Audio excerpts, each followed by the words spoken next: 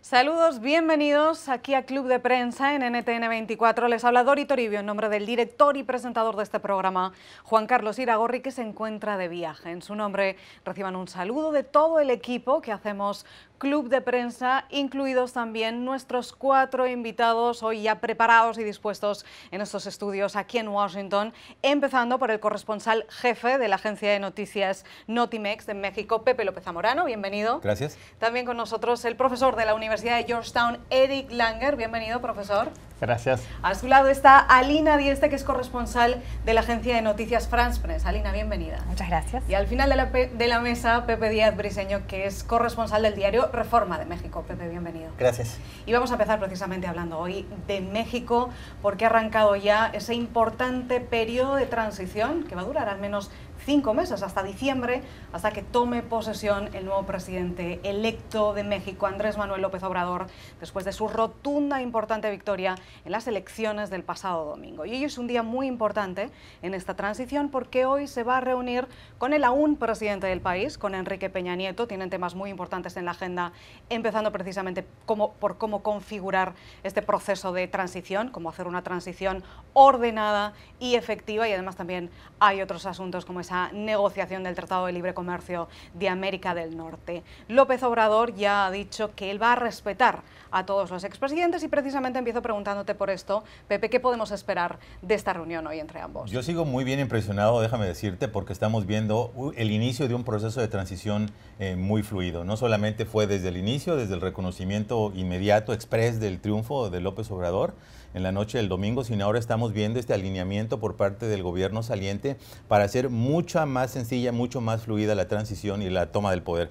Anoche escuchaba en una entrevista televisiva al secretario de Gobernación, que sería el equivalente de ministro del Interior, Alfonso Navarrete Pridas, donde dejaba muy en claro el interés que hay del gobierno saliente de que el gobierno entrante venga de una manera muy tersa, que entre sin problemas, que se familiarice con todos los temas de la relación bilateral. Hablan, por ejemplo, incluso el tema de la protección, que sabes que López Obrador tiene una posición muy interesante al respecto. Él hizo campaña sin protección oficial. El secretario de Gobernación está ofreciendo los buenos oficios del gobierno para ofrecerle protección a él, a sus colaboradores, etcétera. Es decir, realmente me da la impresión, ¿no?, que este proceso de transición va a ir de una manera muy fluida. Y el hecho de que se programe de manera tan inmediata el encuentro con el presidente Enrique Peña Nieto, que se abre del propio proceso de empalme, de transición, pero al mismo tiempo de temas muy sustantivos de la relación bilateral, como es el Tratado de Libre Comercio de América del Norte y el nuevo aeropuerto de la Ciudad de México, me parece crucial. ¿Por qué razón? Porque obviamente el Tratado de Libre Comercio es un tema definitorio, no solo para la economía nacional, sino para la relación de México y el vecindario de Norteamérica. Como sabemos, las negociaciones no están necesariamente muy fluidas que digamos, ¿no? Ya van demasiados meses de negociación, no se cumplieron los calendarios originales, ya tenemos el proceso electoral y ahora el equipo de transición va a hacer un acompañamiento, el equipo de López Obrador va a hacer un acompañamiento de lo que se negocie a partir de este momento hasta un posible fin de las negociaciones en un futuro cercano. Entonces es importante eso porque el señor López Obrador y su equipo de negociadores han dado señales de que están en plena sincronía con los posicionamientos de México. Entonces yo creo que va a ser una buena oportunidad. Y el último tema muy importante es el aeropuerto de la Ciudad de México, porque es un proyecto que lleva muchos años, ya está en marcha, ya se está construyendo de hecho, y en la campaña el señor López Obrador expresó algunas inquietudes, digamos, sobre el proceso de licitaciones, sobre las asignaciones, sobre si era licencia o no. Él hizo una propuesta alternativa de cancelar ese proyecto como tal y abrir un proyecto alternativo en la base militar de Santa Lucía. Entonces va a ser muy interesante, digamos, ¿no?, que se familiarice con la lógica del gobierno, por qué se llevó a cabo este proyecto. Y en general me parece que es una buena manera de esta campaña que fue tan pasional, tan intensa, ¿no?, de los partidos, pues una buena oportunidad de dar este primer paso en este camino a un proceso de reconciliación, acercamiento de los diferentes partidos y fuerzas políticas. Profesor, ¿qué espera usted de esta reunión entre Enrique Peña Nieto y el ganador de las elecciones, AMLO? Bueno, lo que pienso es que México se muestra como una democracia bien consolidada en ese sentido. Y creo que esa es una de las formas más importantes de mostrar esa democracia, que hay una continuidad entre administraciones y que da ejemplo a otros países del hemisferio y hablo de todo el hemisferio en este caso, y creo que eso es importante. También México está en un momento crucial. Y entonces Enrique Peña Nieto tiene que trabajar con el nuevo presidente electo para consolidar México y la posición de México hacia el exterior, en particular Estados Unidos, pero también el problema de la inseguridad, de la corrupción y todos esos son temas muy, muy importantes que también se habían hablado bastante en las elecciones, más las cosas internas, más bien que externas. Pero en ese sentido, eso es realmente un ejemplo de cómo una democracia puede trabajar bien, consolidarse y más bien ser más eficiente que otra clase de gobierno cuando sí hay muchos cortes y todo eso. Entonces, en ese sentido, creo que es muy importante y muy positivo más bien que sea así. Lo que quiere decir después de ni 20 años de democracia real, realmente hay una consolidación muy importante. Alina, y en esta consolidación del proceso de transición también es muy interesante pensar en qué estado queda el PRI después de esta derrota histórica y en qué condición va a recibir ahora Enrique Peña Nieto a López Obrador. ¿Cómo ves esta reunión, que tiene lugar dentro de algo menos de 2 horas? Yo creo que también es interesante y es muy estimulante ver cómo, a pesar de una campaña pasional y llena de agravios y de momentos duros, todos se están comportando como verdaderos caballeros, ¿no? Desde el momento en que se reconoció la derrota y hasta ahora está esta muy rápida reunión con el presidente, entre el presidente saliente y el presidente electo, creo que dan la pauta de la necesidad de construir hacia adelante. México necesita, como dice el profesor, dar señales afuera de solidez, porque además la economía puede resentirse. Esto es un cambio, es un cimbronazo muy grande, el triunfo de López Obrador en México después de ese gobierno del PRI de tantos años, de 1929 al año 2000, y después de ese cambio, ¿no? al gobierno del PAN, luego nuevamente un sexenio de Enrique Peña Nieto, y ahora esta sensación de que se acabó un México, se cerró una etapa porque el PRI parecería que después de cómo arrasó López Obrador en todo el país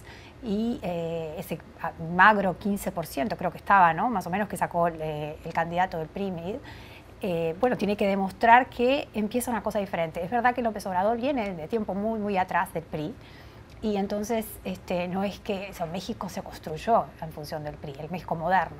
Bueno, empieza un México quizás del siglo XXI y estos dos líderes tienen que demostrar que son capaces de sacar adelante el país, tanto en términos de su relación con Estados Unidos, que es tan crucial y tan importante, principal socio comercial, 12 millones de mexicanos viviendo en Estados Unidos, mucha tensión, muchos momentos duros, no solamente durante la campaña, sino desde que asumió el presidente Trump. Entonces, todos esos desafíos creo que los tienen por delante estos dos políticos que saben que no pueden ponerse a pelear justamente ahora.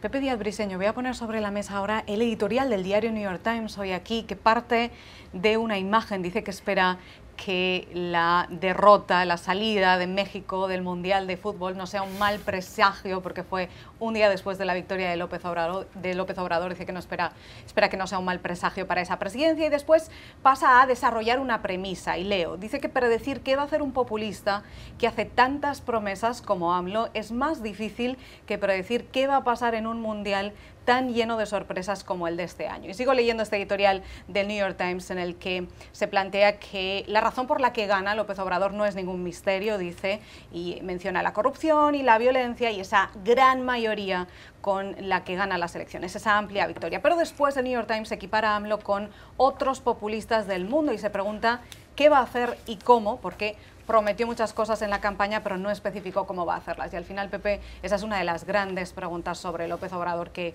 compartimos todos. ¿Cómo va a hacer exactamente, cómo va a cumplir exactamente esas grandes promesas, como por ejemplo acabar con la corrupción en México? Sí, yo creo que primero hay que subrayar para los televidentes que el propio López Obrador en su discurso de victoria sí se dijo que básicamente estaba con el pueblo, que iba a cumplir las expectativas del pueblo, habló mucho de esta figura y pues prácticamente se estaba autodefiniendo como populista. Creo que eso no está en duda y sin embargo es muy distinto a muchos populistas en el mundo.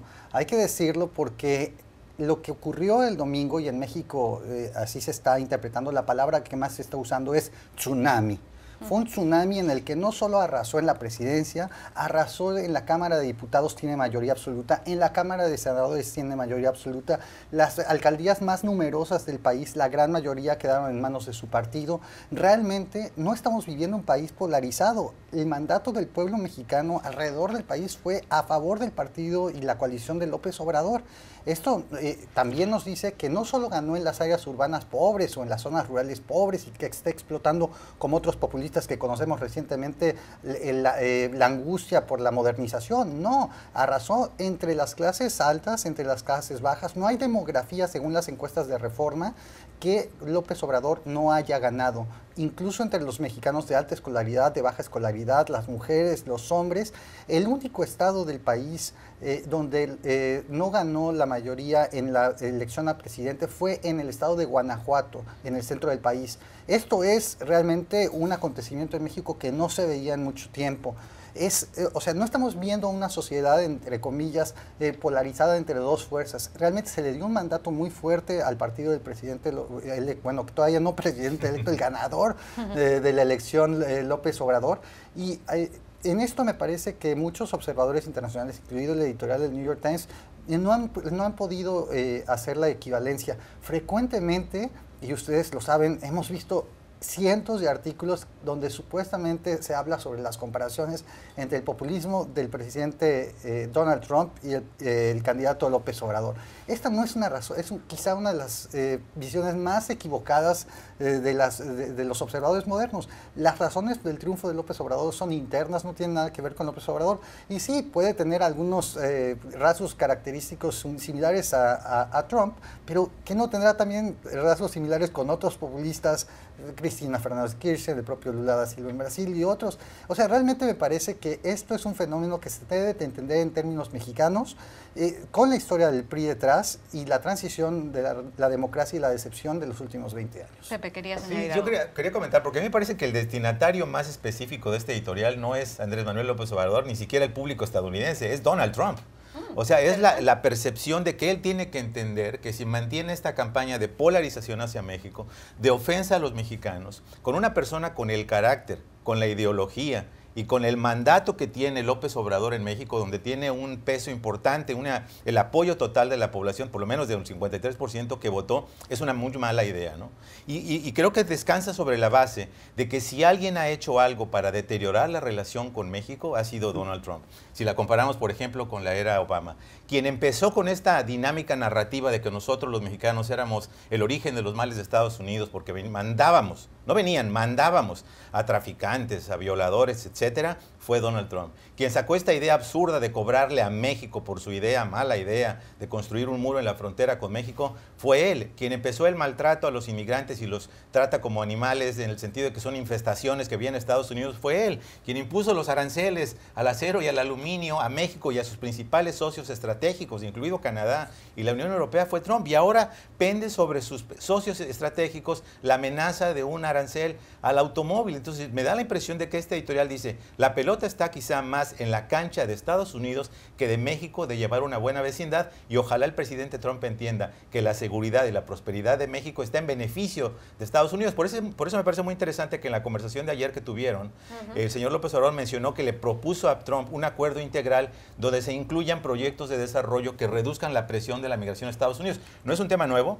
Durante las negociaciones del NAFTA original se habló de fondos de desarrollo similares a los que dio la Unión Europea, por ejemplo, a España y a otros países menos desarrollados en Europa, y que permitieron un poco ecualizar la situación económica. Ese es un buen tema, por ejemplo, de la agenda binacional o trinacional, si incluimos a Canadá, que no está contemplado y de alguna manera habla de que por lo menos hay actitudes propositivas para llegar a un buen ánimo en la relación bilateral. Ya que pone sobre la mesa esa conversación entre el presidente de Estados Unidos y López Obrador, entremos ahí, profesor, porque ayer hubo una conversación entre ambos de unos 30 minutos que primero anunció el presidente de Estados Unidos. Según Trump, fue una conversación excelente, es la palabra que él utilizó. Cree que van a tener ambos una relación muy buena, también dijo. Incluso contó una especie de anécdota, y es que dice que conoció a López Obrador hace algunos años, no especificó cuándo. Y no sabemos. Y no sabemos cuándo. Sí, wow. Y que le vio hacer No campaña sabíamos, y sí. que entonces él pensó que algún día conseguiría ser presidente y que así se lo manifestó por teléfono. ¿Será que se van a llevar tan bien López Obrador y Trump?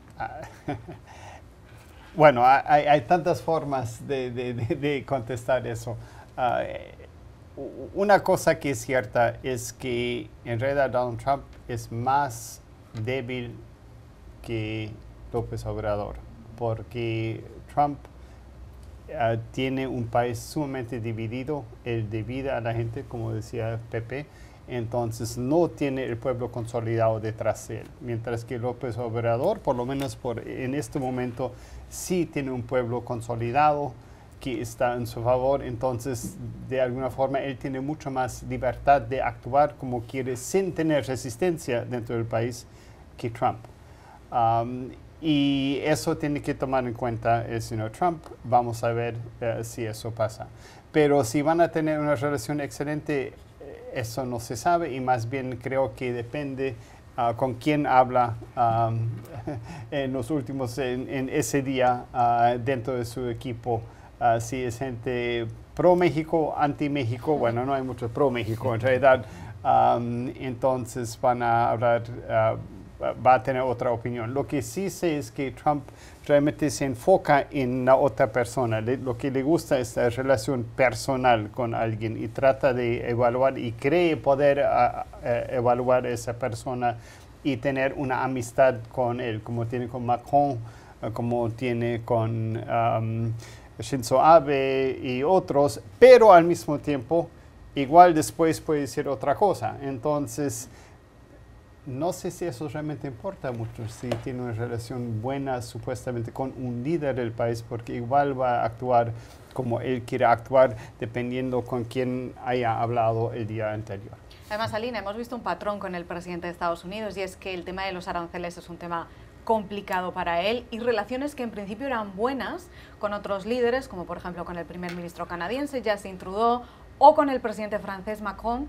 Cuando se ha puesto este tema de los aranceles sobre la mesa, entonces es cuando han empezado las tensiones y esa química inicial entre ambos parece que ha quedado en nada y han llegado las tensiones entre ambos. ¿Podría pasar esto también con el nuevo presidente de México cuando entren en materia a hablar de los asuntos importantes como el Tratado de Libre Comercio ahora en negociaciones o el tema de los aranceles con los países, pese a esta declaración de buenas intenciones inicial? Por supuesto que sí. Yo estoy segura de que es imposible no prever conflicto entre estas dos personalidades. No solamente porque, o principalmente porque ambos quieren poner a su país primero. Entonces, poner a su país primero supone, en los hechos, y bregar por los beneficios y las prebendas y lo que necesite cada país en oposición al otro. Entonces, queda poco margen para tratar de encontrar un acuerdo. Van a intentar hacerlo porque Trump se jacta mucho de esa relación personal, esa cercanía. Bolton dijo el domingo, antes de que López Obrador fuera elegido fuera el ganador de las elecciones, Bolton es el asesor, John Bolton, asesor de seguridad nacional de Trump, dijo en televisión algo así como que seguramente Trump aplicaría el mismo modelo que ha aplicado hasta ahora de relación personal, de encuentro, de reunión. Hay que tener en cuenta que Trump no se reunió con Enrique Peña Nieto y se reunió con el líder norcoreano. Peña Nieto, que es su vecino de al lado, y nunca lograron una reunión porque lo humilló muchas veces y esa humillación no se la perdonó Peña Nieto. Entonces, ¿qué pasa si llega a humillar ahora a López Obrador? Creo que él tampoco se lo va a perdonar y él dijo que va a hacer respetar a México. El presidente electo mexicano no va a dejar que los mexicanos queden pisoteados por Donald Trump. Entonces yo creo que es de esperar que cualquier chispa encienda una hoguera en cualquier momento. Además, Pepe, como decías, no tenemos datos sobre cuándo se conocieron Donald Trump y López Obrador, a esa referencia personal que hizo ayer en el despacho Oval. Sí, claramente, si no es que la Casa Blanca lo logra confirmar, sería otra de las mentiras directas del presidente. No podemos hablar de otra manera. Sí, él miente, no sabía, exacto. Sí, ¿verdad? Sí, porque no realmente lo sacó de su manga y dijo, bueno, en algún momento lo encontré, lo dijo, incluso dijo que el propio López Obrador recordó ese encuentro. Realmente sería una sorpresa de que yo hubiera ocurrido. Aunque si se produjo sería muy interesante saber los detalles de aquel. Sin duda. Ahora, el tema sobre si va a haber fricciones o no, me parece que hay que dar por sentado que las fricciones van a llegar tarde o temprano, después de esta etapa breve de intercambio de felicitaciones diplomáticas y de las cortesías básicas. Y va a llegar, no por el lado de México, va a llegar, como dijo Pepe hace rato, porque López Obrador tiene ubicado a México como uno de los motivos, que mueven a su base electoral. Trump tiene ubicado a México como un país que mueve a su base electoral por temas de migración, comercio y también por su ánimo personal en contra del país. Nunca hemos escuchado pues realmente grandes loas a México, nunca ha dicho quiero ir a visitar, ¿no? O sea, básicamente siempre lo ha utilizado desde los 80s como un ejemplo de país que roba empleos y exporta inmigrantes para él. Ahora, el tema es, ayer López Obrador y Trump hablaron supuestamente, según la cuenta de Twitter de López Obrador, de que le propuso un acuerdo migratorio amplio, ¿no? Y realmente aquí hay que tener mucho cuidado, porque realmente en los hechos ya existe un acuerdo migratorio, pero no necesariamente al que se refieren. O sea, en los últimos 3 años, México ha deportado a más de 400,000 inmigrantes centroamericanos hacia el Triángulo Norte de Centroamérica. Y comparémoslo con Estados Unidos, que habrá sido con alrededor de 240,000 en total los últimos 3 años.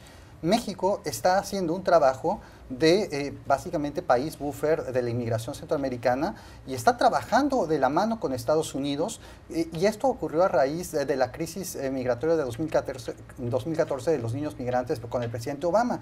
Y estas deportaciones no ocurren nada más por la buena voluntad de México. Hay un expreso interés de colaborar, hay asistencia técnica de Estados Unidos. Entonces, si López Obrador inicia a hablar de Trump del tema migratorio, no necesariamente va a ser el lado del impulso al desarrollo que él quisiera, sino más bien Trump intentará proponer qué más puede hacer México para detener la migración centroamericana, que es principalmente la que está impulsando los números aquí en Estados Unidos. Vamos a seguir pendiente de esta relación, pero ahora hacemos una pausa y enseguida regresamos aquí a Club de Prensa.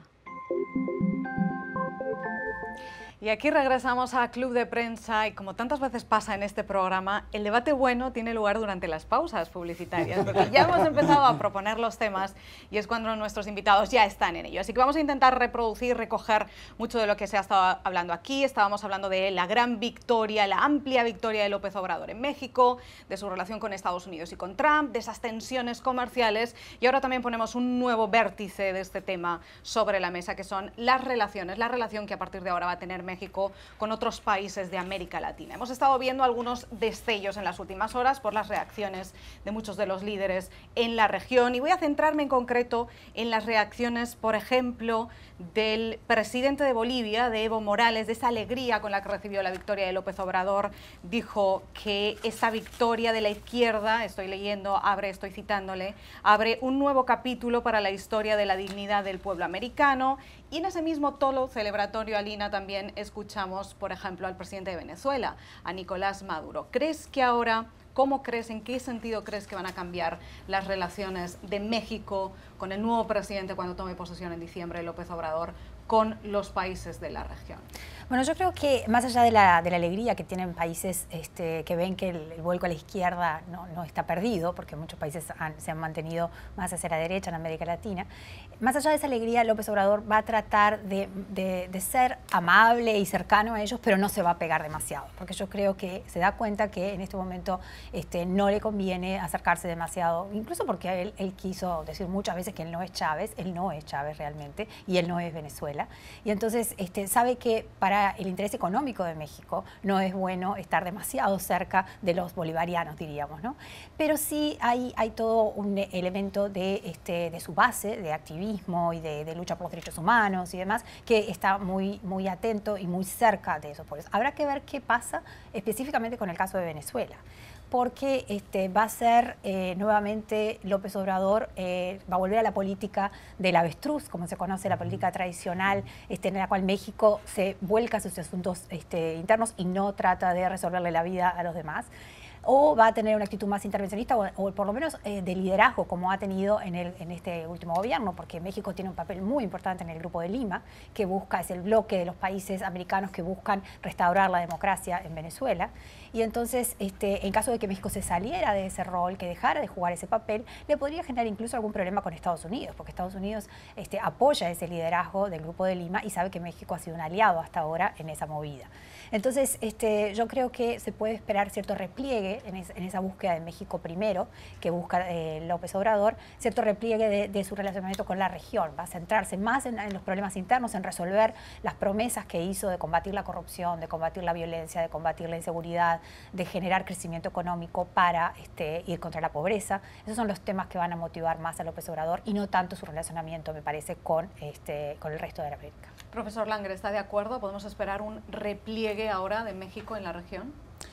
Es probable, y creo que Maduro también de Venezuela, el presidente Maduro, trata de conseguir un respiro contra arremetida de los otros países. Me parece que es muy probable que ya sea Colombia que más bien tome el liderazgo en el Grupo de Lima en vez de México. Y evidentemente para el gobierno de Venezuela le parece el mejor resultado que podría tener para el hemisferio en realidad, porque realmente el problema económico es tan grave, la gente se está muriendo de hambre, hay un autoritarismo completo y lo que prefiere es que la gente ignore eso. Ahora hay que tomar en cuenta que el rol tradicional de México siempre ha sido de estar fuera de esas peleas, porque mientras que Estados Unidos dejó de tener relaciones diplomáticas con Cuba durante la Guerra Fría, México mantuvo siempre esas relaciones con Cuba, entonces ya tiene antecedentes de tener un rol diferente de lo que ha tomado hace poco, ¿no? Porque recién a partir del 2000 con Vicente Fox empezó ya a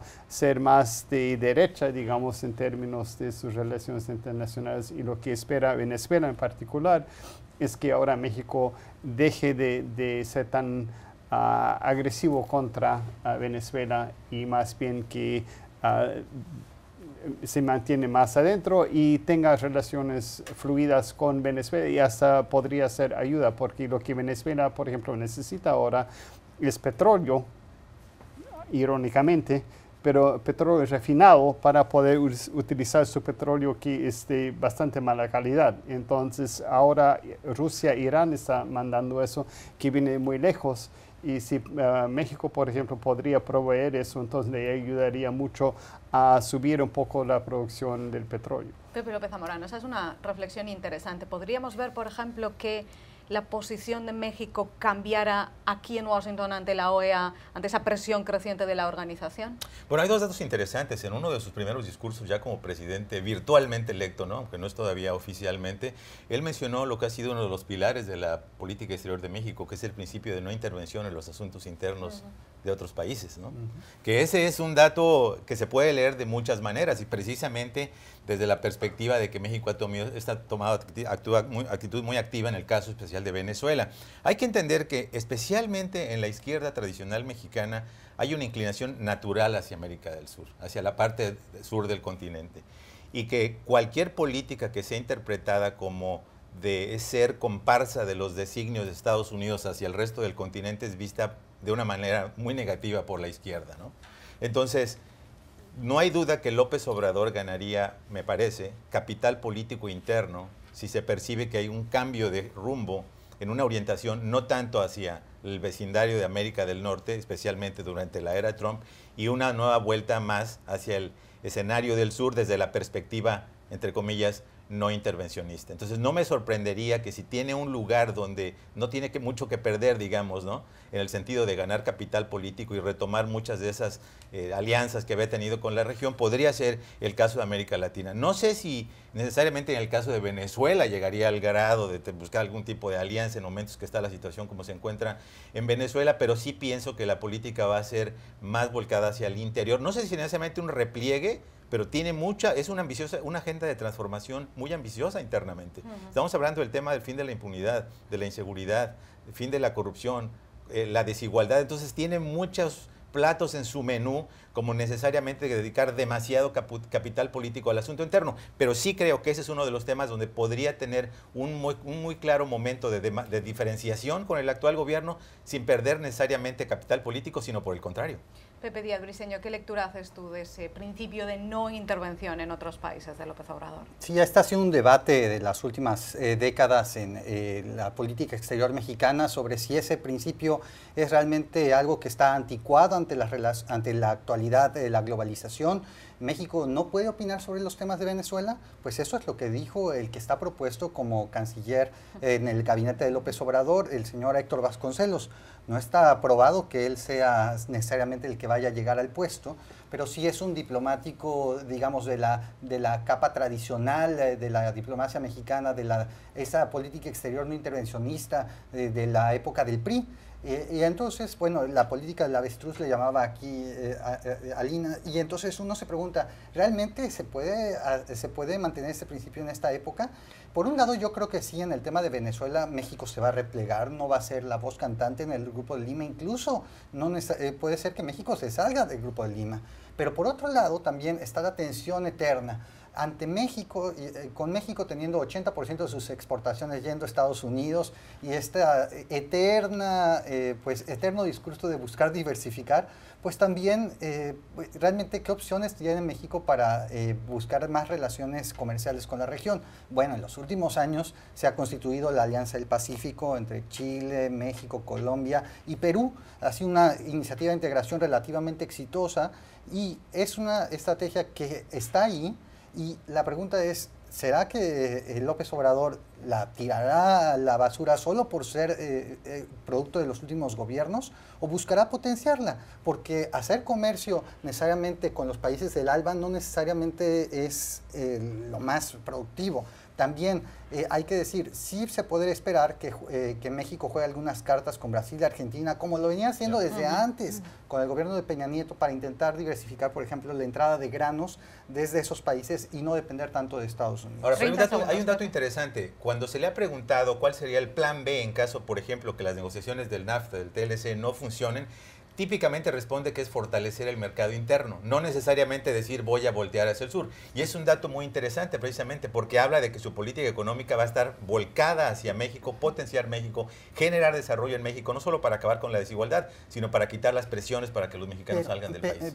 Pero también me parece que esta política exterior del avestruz no necesariamente está conectada con un México como el que se vive actualmente, con presiones migratorias tan fuertes provenientes de Centroamérica, con México siendo una de las economías más abiertas alrededor del mundo, con los problemas que tiene México de inseguridad y la fuerte observancia de los organismos internacionales sobre los abusos de derechos internacionales, perdón, de derechos humanos en México, pues básicamente, y México jugando un papel en la OSDE, en temas de cambio climático, en temas de anticorrupción, incluso con todos los problemas que existen, me parece que el principio pues tendría que ser adecuado de alguna manera, usado de alguna manera pragmática. Y por eso es importante quién es el que ocupa la silla de canciller en el gobierno de López Obrador. Se habla del señor Vasconcelos, un diplomático tradicional, pero la opción que se está barajando en los últimos días es que el exalcalde de la Ciudad de México, Marcelo Ebrard, quien tiene contactos con algunos alcaldes alrededor del mundo de cuando fue en su momento,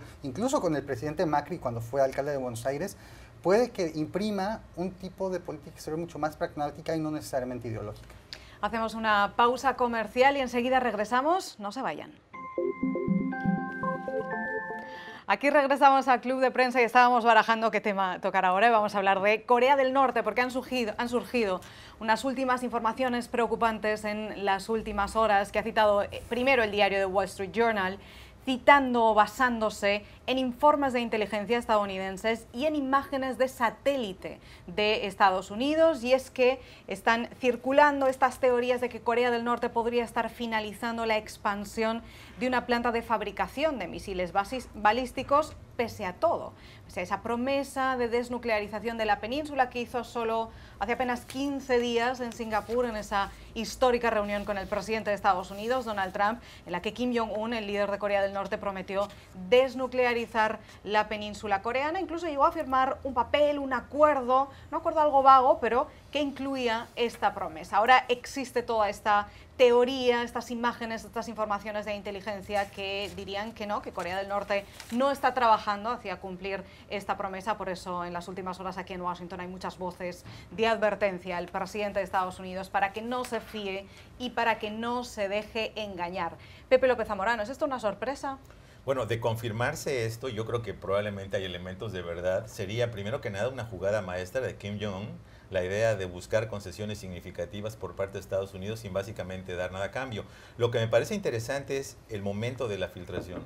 Si esto está siendo filtrado por el propio gobierno de los Estados Unidos, porque se habla de imágenes de satélite. ¿Quién puede tener acceso a imágenes de satélite y a la interpretación de imágenes de satélite que te expliquen qué está pasando en el terreno del juego, sino las agencias geoespaciales de los Estados Unidos? Entonces la pregunta es, ¿lo está haciendo Estados Unidos desde una perspectiva oficial para justamente buscar presionar a una concesión mayor por parte de Kim Jong-un?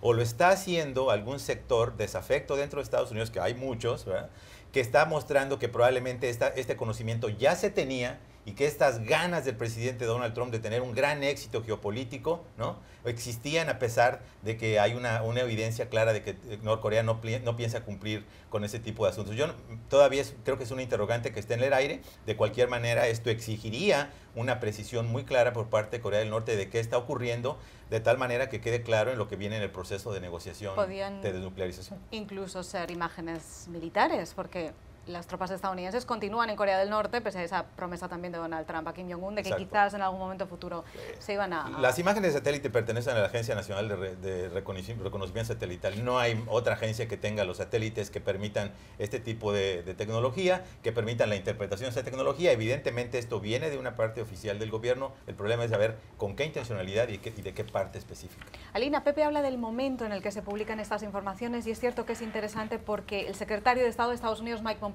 está a punto de viajar de nuevo a Corea del Norte para volver a reunirse con Kim Jong-un. E incluso hay informaciones circulando de que se está planeando el próximo encuentro entre Donald Trump y Kim, que hablaron juntos de un segundo encuentro próximamente, y hay informaciones que apuntan a que podría ser en septiembre y en Nueva York, dentro de todo el marco de la Asamblea General de la ONU. Es interesante el momento de estas informaciones.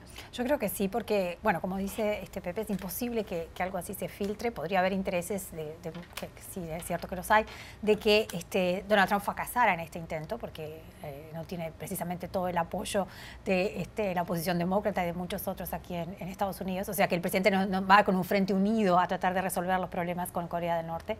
Pero me parece que es algo a tener muy en cuenta, porque cuando él se reunió con un dejo hasta casi de ingenuidad, o por lo menos eso parecía, de ingenuidad de que iba a estar todo resuelto, esa cosa medio, ¿no?, de mostrar cierta eficiencia empresarial, de que ahora nos reunimos y entre nosotros arreglamos todo, no parecería, uno siempre le queda la idea de que quizás no es tan así y que quizás están aprovechando de ti en este momento, ¿no? Por lo menos a mí me quedó esa impresión, por más de que el líder norcoreano es mucho más joven que Trump. Entonces uno cree, bueno, por viejo debe ser más vivo, más sabio, más rápido. A mí me queda mucho la duda de si realmente Corea del Norte está dispuesta a terminar con su programa nuclear con fines armamentísticos, o si está tratando de ganar tiempo y conseguir que se alivien las sanciones, ¿no?, que tanto lo afectaban. Profesor, ¿comparte esa duda de Alina respecto a Corea del Norte? Bueno, es un tema complicado porque creo que hay que ver los dos lados. En un lado estoy seguro que Corea del Norte nunca va a dejar de tener su armamento nuclear. Eso es evidente. Ellos saben que con eso y con el caso de Libia, ya hemos hablado sobre eso en el programa antes, nunca van a dejar eso. Entonces, de ese sentido, sí se ha dejado engañar a Trump. Pero al mismo tiempo creo que Trump es un gringo ingenuo, sí. Y no ha hecho sus tareas, entonces no sabe mucho de la historia de las transacciones y de la diplomacia con Corea del Norte, que nunca han cumplido. Pero al mismo tiempo lo que él está jugando más bien es decir, bueno, hasta las elecciones de noviembre en 2018 no se va a dar todavía, no se va a descubrir mucho, entonces yo puedo ser el exitoso y después ya no importa mucho qué pasa porque después puedo empezar a hacer lo que quiero otra vez, a decir, bueno, Corea del Norte no cumplió y todo eso, pero él creo que trató de poner esa esa visión positiva sobre eso para mostrar que él era el gran negociador, que hablando con la gente él podía hacer todo lo que Obama ni nadie más podía hacer, y dejar eso no descubierto. El problema es que, y con eso difiero con los que han hablado hasta ahora, es que sí hay imágenes de satélite que otras organizaciones pueden ver. Por ejemplo, 38 Norte o 38 North es una organización que constantemente está vigilando por satélite lo que está pasando en Corea del Norte, que es una ONG basada en una universidad. Y entonces ellos son unos de los que han filtrado esa información.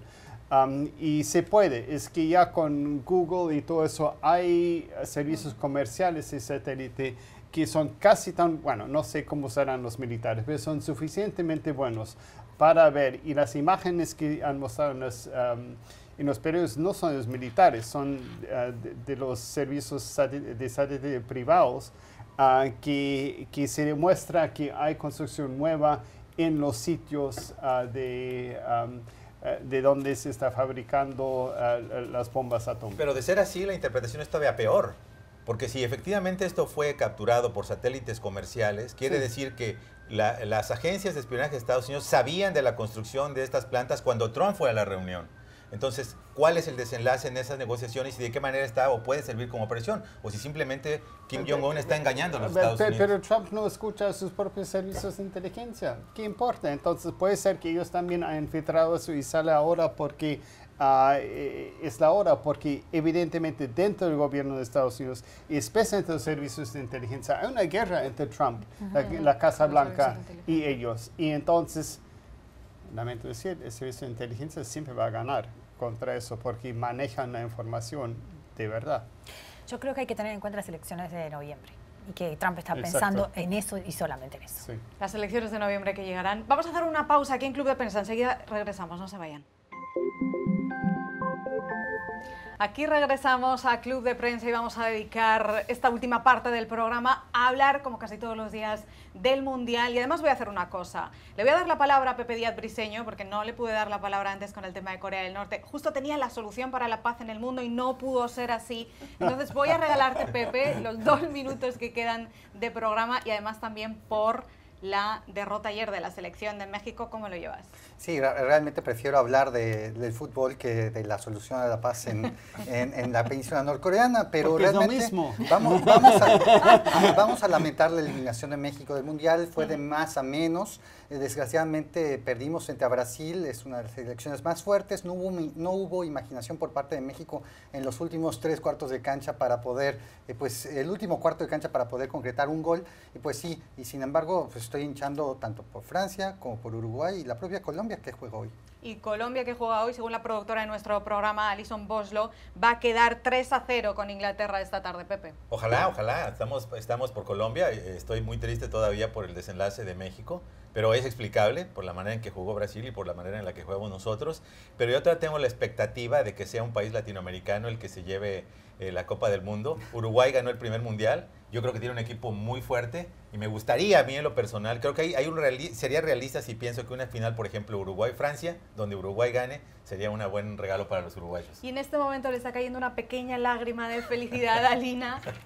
¿Qué podría pasar si gana Uruguay? Bueno, yo creo que para empezar, mucha gente en Uruguay va a tener un infarto y muchísima gente va a estar muy feliz. Somos 3 millones de habitantes, un poco más de 3 millones, y el fútbol es religión. Y se está viviendo con un fervor como que realmente nos estamos jugando la vida en la cancha, ¿no? Así que confiamos en que Edison Cavani pueda jugar el viernes contra Francia. No creo que pueda haber una final contra Francia porque vamos a tratar de sacar a Francia del camino, mis jefes, y espero que no se ofendan, pero bueno, en realidad no puedo sino estar muy emocionada porque es una selección, ha hecho un proceso muy interesante nuestro seleccionador, un trabajo muy fuerte para cambiar la pisada y para mostrar que, bueno, lo que importa es el resultado, ¿no? El proceso, no el resultado. Lo que importa es trabajar en equipo, luchar todos por el mismo meta. Quedan 10 segundos, profesor, pero también quiero su pronóstico para el Mundial. ¿Cómo va a quedar la cosa? Quiero un país pequeño y las